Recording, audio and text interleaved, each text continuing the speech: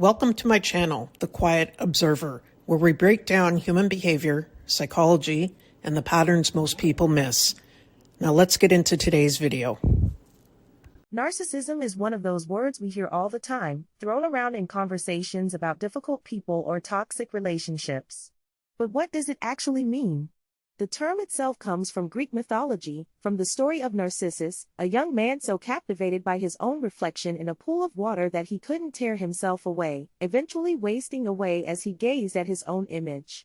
It's a fitting origin for a concept that's fundamentally about excessive self-focus. Now, before we dive deeper, it's important to understand that narcissism exists on a spectrum.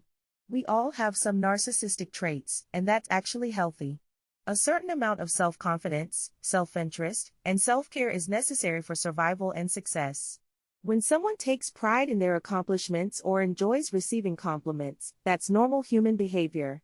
The problems arise when these traits become so extreme that they damage relationships and prevent genuine connection with others. At its core, narcissism is characterized by an inflated sense of self-importance, a deep need for excessive attention and admiration, and a lack of empathy for others. But here's where it gets interesting and somewhat paradoxical. Despite appearing supremely confident on the surface, many people with strong narcissistic traits actually harbor a fragile self-esteem that's vulnerable to even the slightest criticism.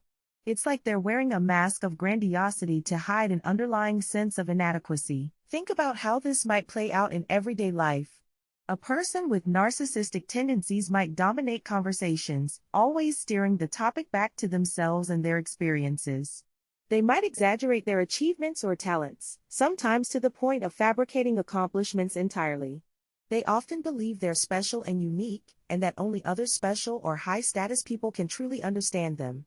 This can lead them to seek out prestigious associations or name-drop constantly, as if others' status can validate their own worth. One of the most damaging aspects of narcissism is the lack of empathy. People with strong narcissistic traits often struggle to recognize or care about the feelings and needs of others. They might dismiss your problems as trivial while expecting you to be deeply invested in theirs.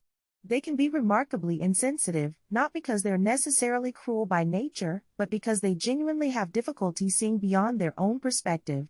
It's as if other people exist primarily as supporting characters in the story of their life, rather than as fully realized individuals with their own valid experiences. Narcissism also involves a sense of entitlement. People with these traits often expect favorable treatment and automatic compliance with their wishes. They might become angry or impatient when they don't receive the special treatment they believe they deserve. In relationships, this can manifest as expecting a partner to cater to their needs while showing little reciprocal interest or support.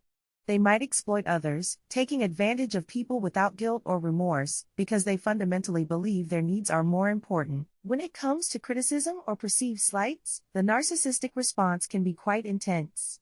Because their self-esteem is actually quite fragile beneath that confident exterior, any challenge to their self-image can trigger what's called narcissistic injury.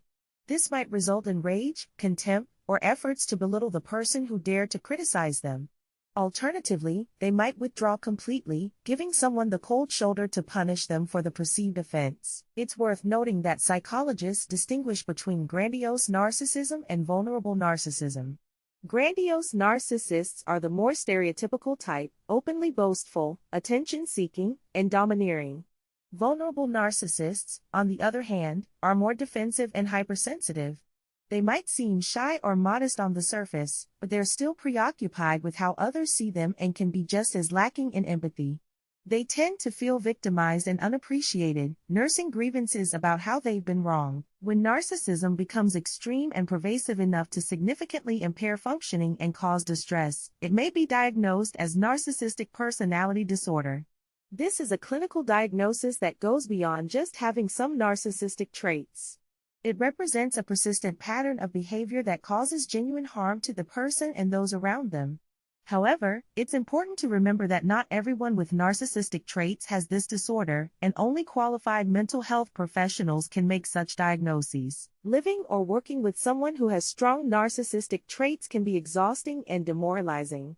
Their constant need for validation, their inability to genuinely connect, and their tendency to make everything about themselves can leave others feeling unseen, unheard, and unvalued. Many people in relationships with narcissistic individuals report feeling like they're walking on eggshells, never knowing what might trigger an outburst or withdrawal of affection. Understanding narcissism isn't about labeling people or using it as an insult. Rather, it's about recognizing patterns of behavior that can be harmful and protecting ourselves from manipulation or emotional abuse. It's also about having compassion for the fact that narcissistic traits often develop as a defense mechanism against deep-seated insecurity and shame.